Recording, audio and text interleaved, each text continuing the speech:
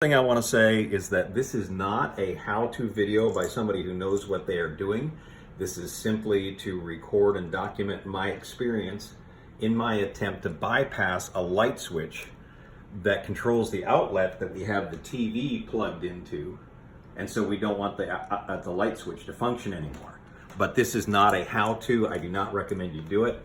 If anything you see here varies from what you've got going on as far as wiring, then this is not the right video for you. The first thing we did was we determined the correct breaker and shut it off. We did that by turning on the TV and then flipping breaker switches because we weren't sure which was which until the TV went off. We also have one of these cool little tools. They're available at the hardware store for 10 bucks or so.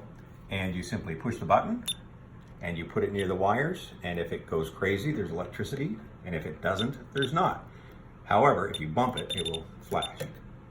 A good idea is to check it on a live outlet so that you're sure you don't just have a dead battery. Anyway, once we determined it was off, I removed the light switch that was in this outlet. However, as you notice, there is a ground wire at the back. So you can see the copper ground wire way in there. See the copper ground wire? So there is a ground wire, but it's wired to the box itself. This is an older home, and apparently they used to wire the boxes to each other and run the ground that way. That leaves a black wire and a white wire. So there aren't pairs of wires, there's only a black and a white. So most of the videos I saw said you take the two black wires and wire them to each other, and you take the two white wires, but that doesn't apply in this case. I've only got one of each.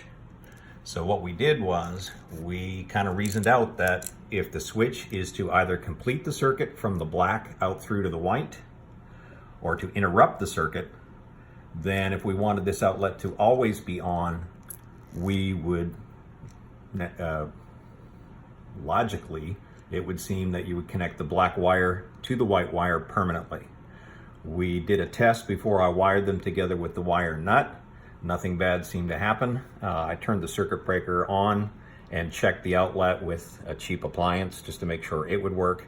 And we are now ready, having tied them together, to push this back into the box, reinstall the switch with the plate, although it won't do anything anymore, but it never did except for turn off that outlet, which only had the TV on it.